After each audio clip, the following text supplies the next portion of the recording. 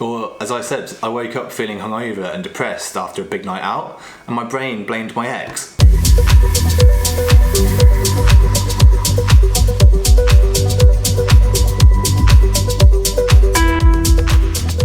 Today, I'm going to make a lemon meringue pie. Now, I've never made one before, and I don't have a recipe, but we're going to give it a go.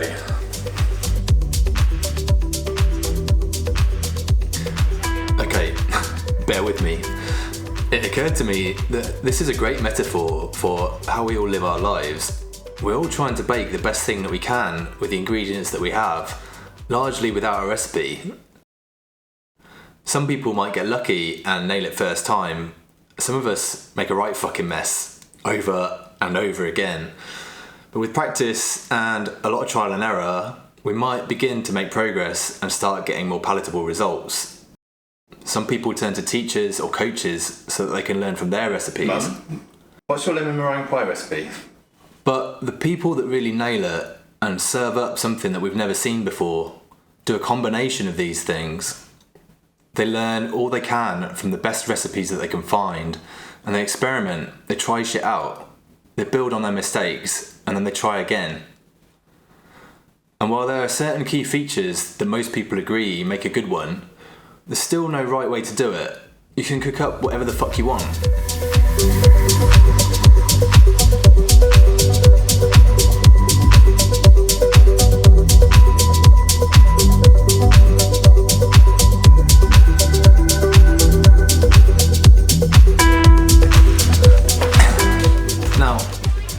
Our perspective on life is basically our recipe. The things that we focus on, the things we pay attention to, are the things that will determine what we can make. Out of all the possibilities there are in the world, the things that we choose to look at become the raw ingredients that will make up our entire life experience. So, how can we make a better life? By choosing the best, most wholesome, tastiest ingredients we can, focusing on everything that we love, gratitude for everything that makes us happy. Everything that we would wolf down every day if we could. Something tastes like shit, why do we keep putting it in the cake? Now, I'm going to keep flogging a dead metaphor for a while longer, because the other thing about perspective is, when we choose to look at things in a different way, we can get a more enjoyable outcome without changing anything else. Our ingredients are the situations and the events of our reality, and the recipe we choose to make from those events is the meaning that we create. We can always combine the same ingredients to a completely different, tastier dish. If life keeps giving you lemons,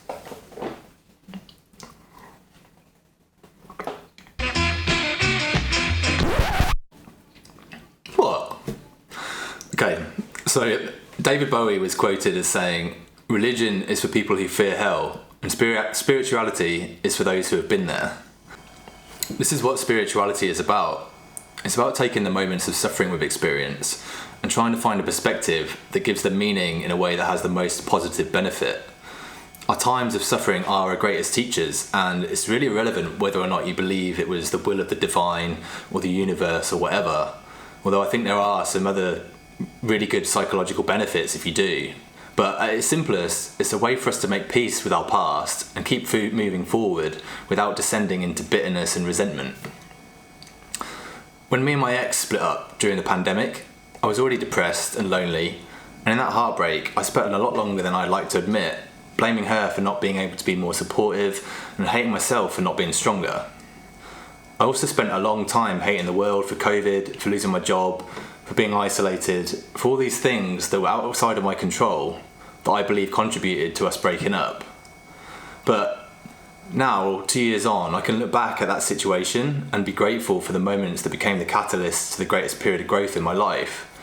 In those previous 9 months, I'd gone from possibly the happiest I'd ever been to hitting rock bottom, and it scared the shit out of me. It brought up every weakness and insecurity and forced me to confront all of the ways that I was not living in alignment with my values or showing up as the man that I wished to be. The intensity and the urgency of those feelings are what drove me into action. The events themselves haven't changed, but my perspective on them and the meaning that I derive from them has shifted completely. When I was in the depths of my depression and struggling to straighten myself out, I was actively trying to catch my thoughts and redirect them to more helpful perspectives, and sometimes I'd have to do this hundreds of times a day, and I would get so angry and frustrated at myself, hating myself for feeling like a victim. When we get stuck in that place of feeling like a victim, it's because our lives are not where we want them to be, and we don't know how to go about starting to put them back together. I hear a lot of advice that centres around telling people not to play the victim, but I don't actually think that's particularly helpful when you're in the middle of things.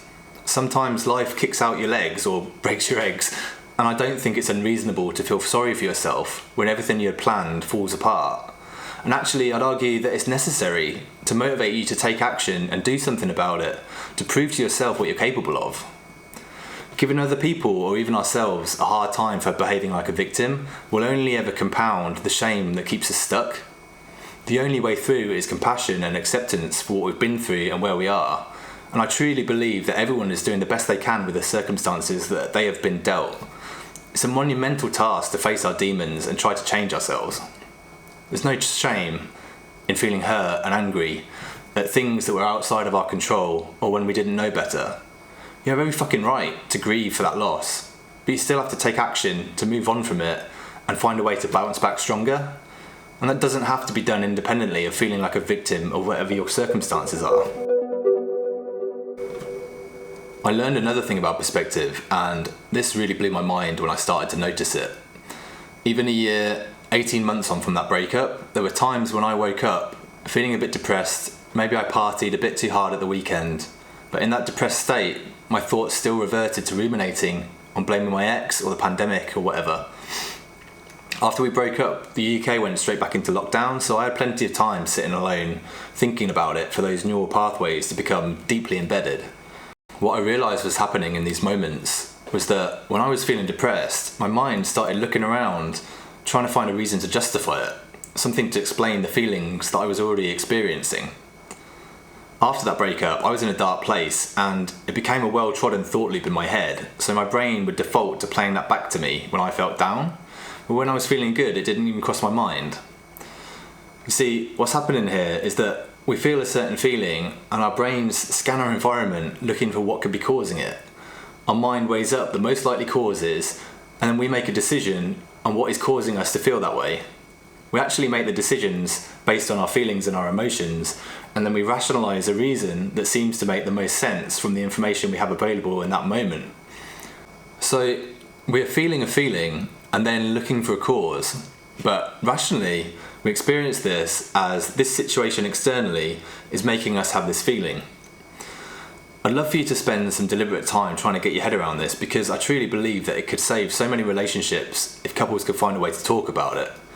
We are so often unaware of the real cause of our feelings, and sadly our partners often get the blame because they just happen to be near us in the firing line. We get home frustrated after a tough day at work and snap at our partner for not doing the dishes. We feel lonely while our partner happens to be working late on a project, and we have a go at them for not spending more time with us. Or, as I said, I woke up feeling hungover and depressed after a big night out, and my brain blamed my ex. A good way to think about it is, if I felt happy and secure and loved in this moment, would I still give a shit about the situation? Our feelings are not our partner's responsibility, but in a healthy relationship we need to find ways to communicate what's going on inside us and sharing our needs without projecting and blaming.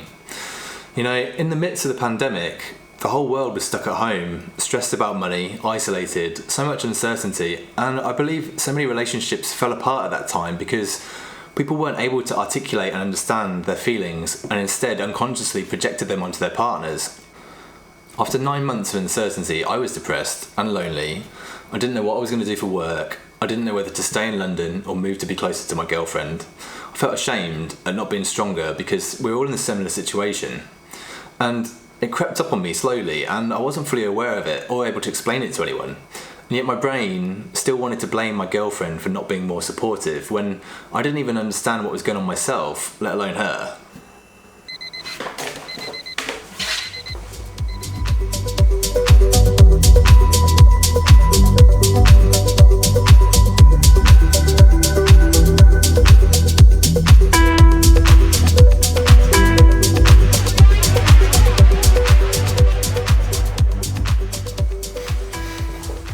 Okay, let's break this down into something more usable.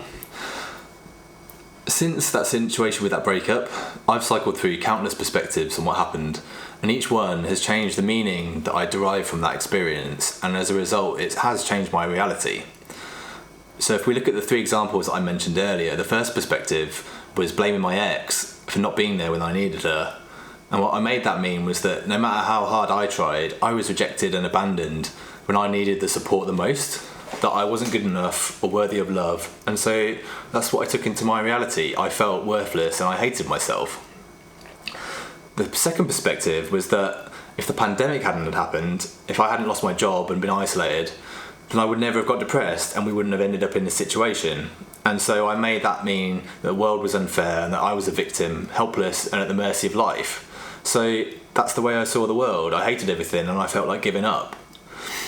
But the third perspective was seeing the situation as insight into the places where I wasn't living by my values. I wasn't being honest with myself or my girlfriend, and it was like a magnifying glass pointed at my insecurities and my fears. The meaning I chose to derive from that is that everything in life is a lesson that's showing us where we still need to grow, and I can be grateful for the opportunity to look at my weaknesses and begin taking action to address them. Now, none of these perspectives are objectively true, but each one has been my reality for a time, and they've all influenced my behaviour accordingly.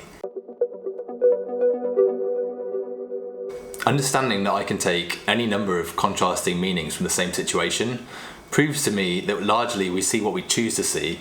None of them are real, but we believe them to be true and we act as if they are. All we can actually learn from our perspective of a situation is insight into our own personal biases in the way that we see the world. This means that there are always clues to any lingering traumas, insecurities or fears right in front of us all the time, and making the effort to look for alternative perspectives is a great way to start letting go of these old patterns that no longer serve us. Now, this doesn't mean lying to ourselves or living in a fantasy. As well as our own personal subjective truths in any situation, there are still objective facts that are undeniable, and we must remain in alignment with these. And that's not to mention trying to navigate the subjective realities of all the other people around us. People say communication is key, but actually it's understanding is key. Your partner, your family, your friends, they don't see the world the way that you do. So the real work is taking the time to unpack their perspective and reduce the distance between theirs and yours. In a recent newsletter, James Clear, the author of Atomic Habits, said, "Without altering the facts of the situation I am facing, and without ignoring the reality of what must be done, what is the most useful and empowering story I can tell myself about what is happening and what I need to do next?"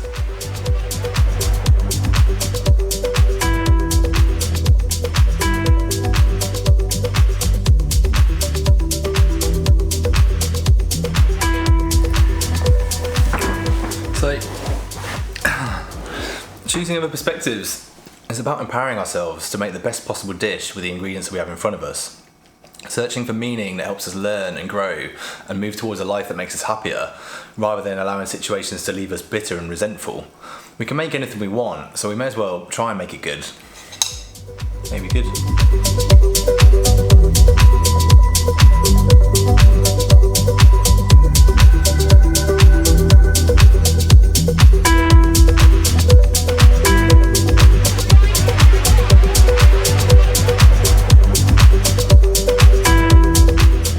That's it. Thanks for watching. If you found that useful and you want more, then please do hit the subscribe button. If you've already been able to find more helpful perspectives in your own life, then I'd love to hear from you. Drop me a message in the comments, and if there's anything else you'd like me to talk about, then let me know too. Have a great day, and I will see you soon.